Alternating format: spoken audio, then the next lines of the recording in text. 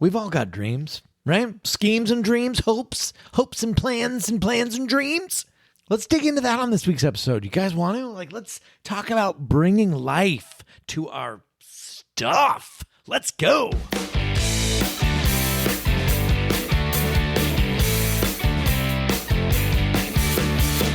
You are listening to ADHD Big Brother, the podcast for adults struggling with their ADHD, their comorbid depression, their anxiety. Oh, it's just a hoot.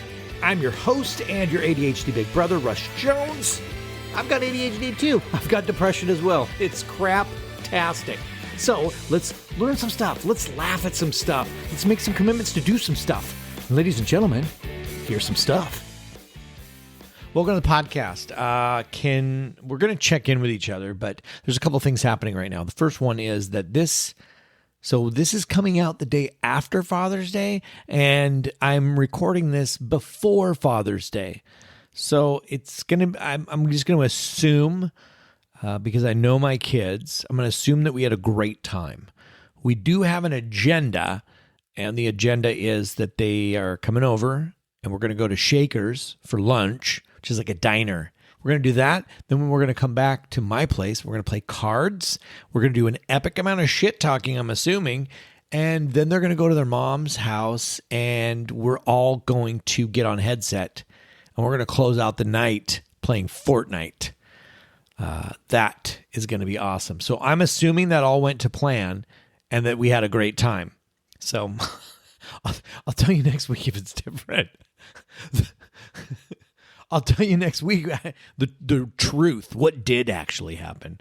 And then, you know what? This is a milestone episode. This is 250 of a thing. That is an ADHD high five if ever there was one. So I'm super proud of myself. I think it's been a couple years maybe, when I was like, no matter what, I'm going to put an episode out every Monday.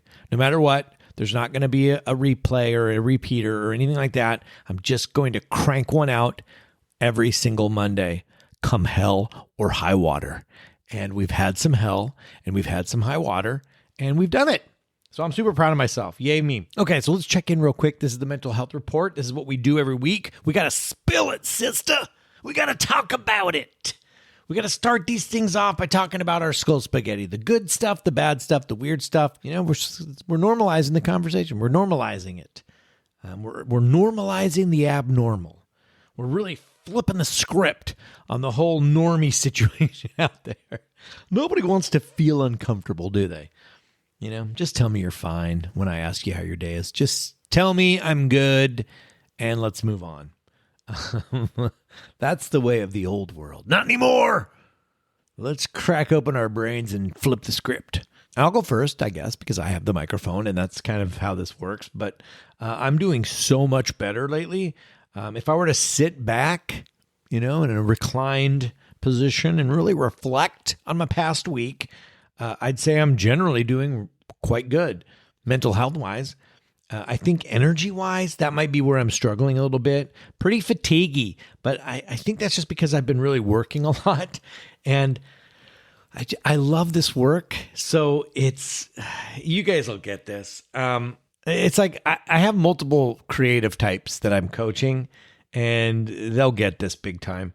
These things that we love doing that are so easily turned over to, it's just so easy to just turn over to, you know, the quote unquote work because it feels right, because it juices us up. And so if we don't monitor it, it'll burn us out. And I'd say I let it burn me out. I made the choice. I picked it. No big deal. You know, nobody is suffering because of it, and I'm aware of it. So that's good.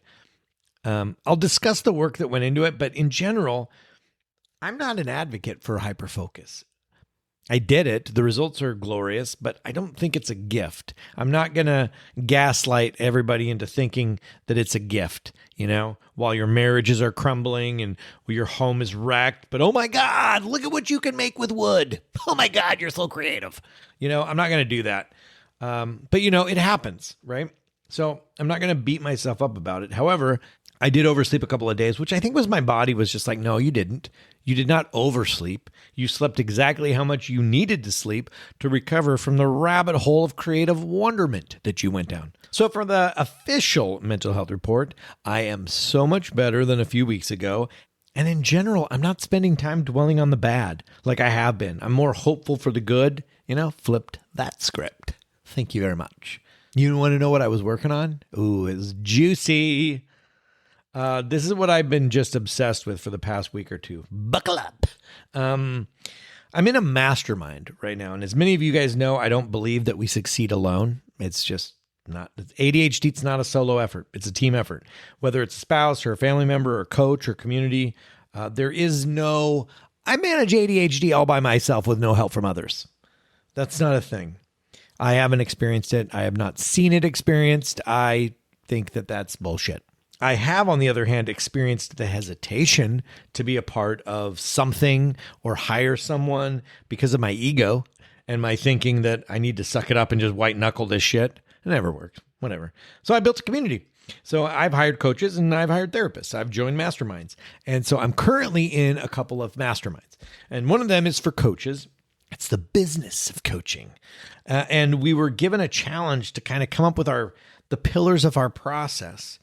And that made me go into the most hyper-focused void ever, which was great. I was reflecting about all the clients I've had and what is my process, what about my process works, what are my beliefs about the process. And oh man, I just got so swept up in it and I loved it. And now it's just like, it's crystal clear. Like the overarching view. I mean, I don't know the word to call it. I'll probably just need to make up a word, but it's basically like, I know this is like a socioeconomic term, but this is what comes to me, the word cooperative individualism. So, and I know I'm hijacking a word and it's not really what this is, but those are the two words that really connect with me because this is so individualistic, right? Our hopes and our dreams and all that stuff is a very individual, unique thing. But in the execution of it, in the success of it all, there's a cooperative element. So you're entering into like this cooperative dynamic. That's your team. And in ADHD, this is how you do stuff.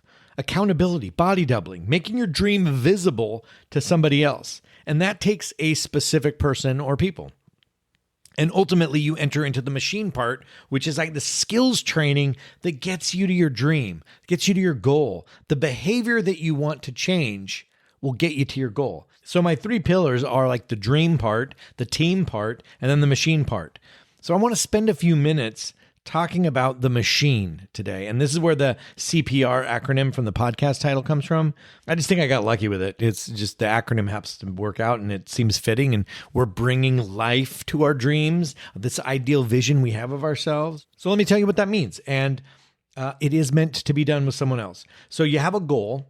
These don't have to be huge. I mean, it could be ADHD management. I want to finish a project. Let's say you've identified that you have multiple half-finished projects around the house and you want to finally finish them.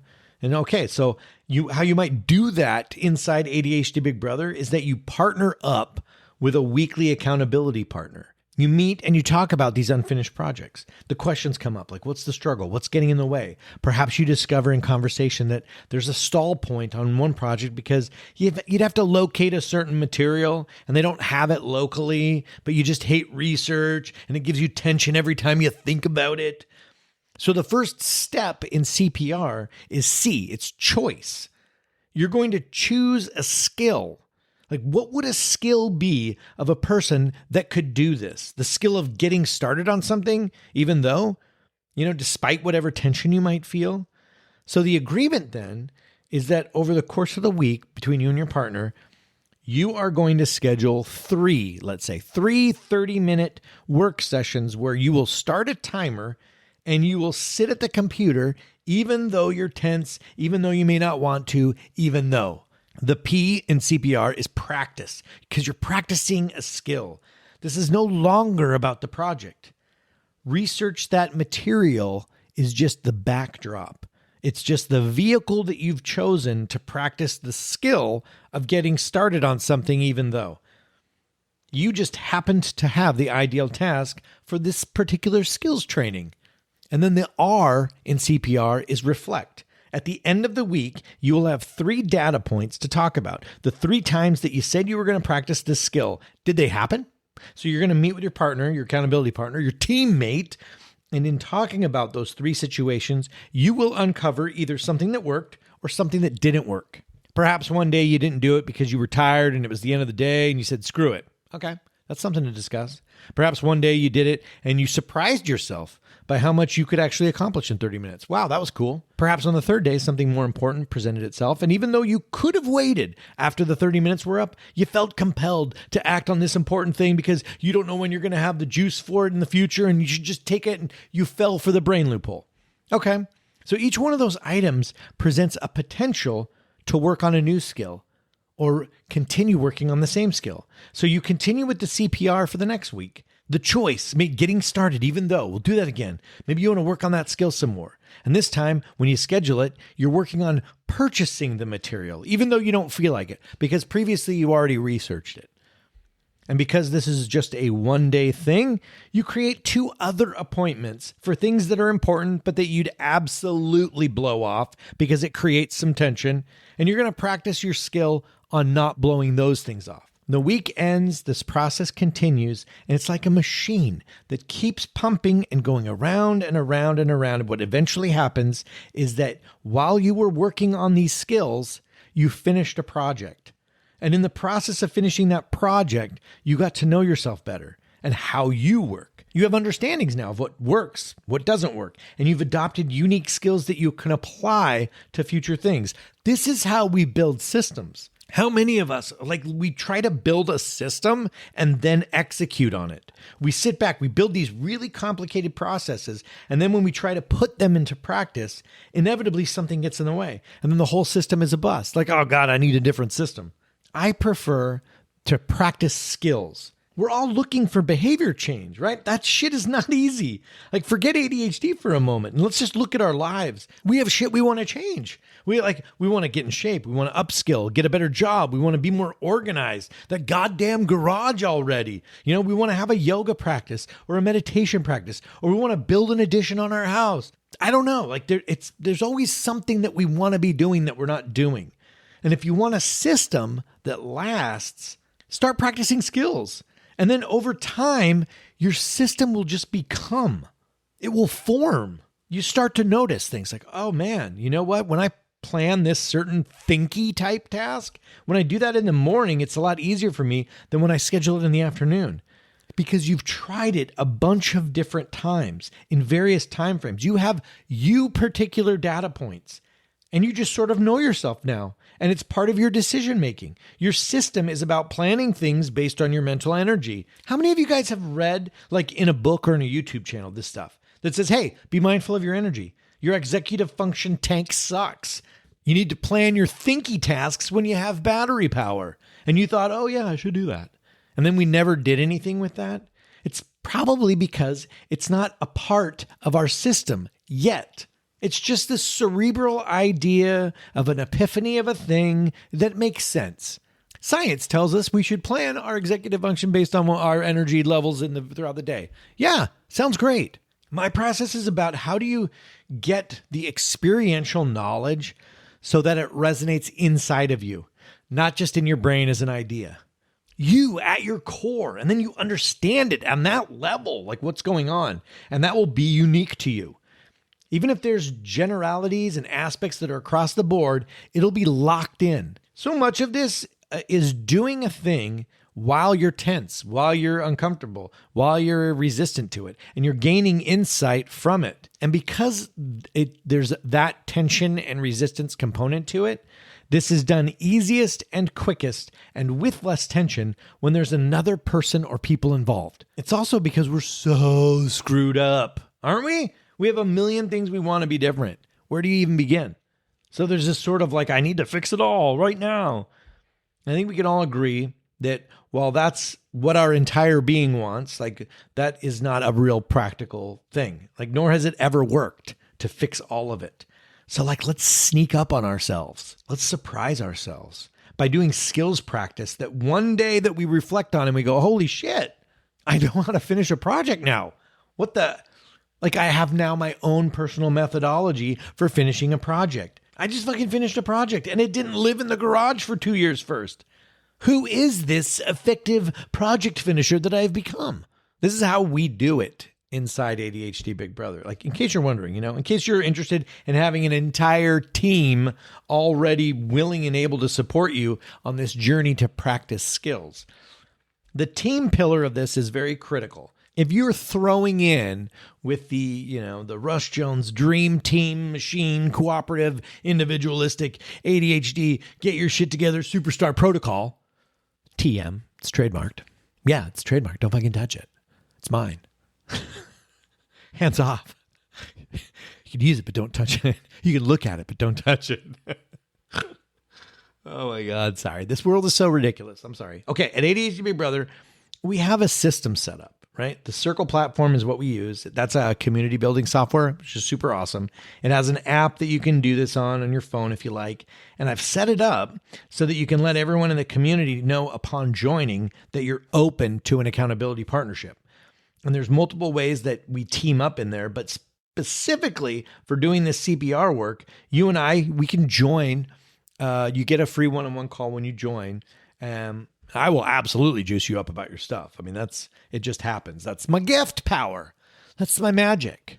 That's what the heavens and the Lords gifted upon to me. The ability to juice you up. I wish it worked on the self. Do you ever notice that? Like it only works outwardly, oddly enough. Inwardly, well, that's welcome to my mental health reports. But, side note, I have an entire community of fellow adults with ADHD that are also quite adept at outwardly juicificationizing. Isn't that what makes this stuff so great? You struggle to juice yourself up. So what if there's a bunch of people that provided that juice on the days when you don't have it? Welcome to ADHD Big Brother. Okay. Okay. So we do weekly planability buddies. You partner up. I provide you with the template on how to have the conversations. That's another biggie, right? There's a technique in coaching that I've learned it over time, trainings and books, the questions to ask. You can learn them. You can refer to them. I have it all typed up in a template for you on how to conduct your weekly planability buddy sessions so that you're not flying blind. And I'm also always available, like in the direct messages inside ADHD Big Brother. If you have questions about anything at all, I live in there because I believe that people are the missing component to a lot of ADHDers struggles to change their behavior. We need a team. Let's go. Accepting your ADHD, it's not going to do your laundry. Embracing your ADHD is not going to complete your resume for you. You don't become something first and then have the ability to do a thing. You do a thing. You do many things. And over time, you become. If you believe that, then, what does it take to do a thing? That's it. Forget everything else. What does it take to do a thing? When you're happy, when you're sad, when you're freaking out. Most of us have the answer for how to not do the thing. Like we have the system in place on how to not do a thing when I'm happy, right? Because I'm happy. I deserve to do something fun, or when we're sad, like I'm too sad to do anything. I need to mourn. Or like when you're freaking out, like I can't catch my breath. I'm so overwhelmed. I can't pick what to do. And on and on and on we go. We already have our very tight working system for not doing things justifiably. How dare any of us contest the not doing of the thing? You burned out? Absolutely don't do a thing. You freaking out? Absolutely don't do a thing. So it's like you can't touch it. But there you have it. That's the system for not doing stuff. So if we're going to flip this script, then we need to start doing the work. And work sounds awful. Homework is stupid. So what do? It's teamwork, man. Have a team. Makes it more fun. Makes it less awful. It's more like play. And, what's the thing that you're going to get good at even though? What's the skill you're going to practice and who's going to be your accountability partner? That to me is a lot funner than grinding it out solo, and that's it. I hope this helps. I mean, good luck with your CPR and bringing life into your dreams. Do it.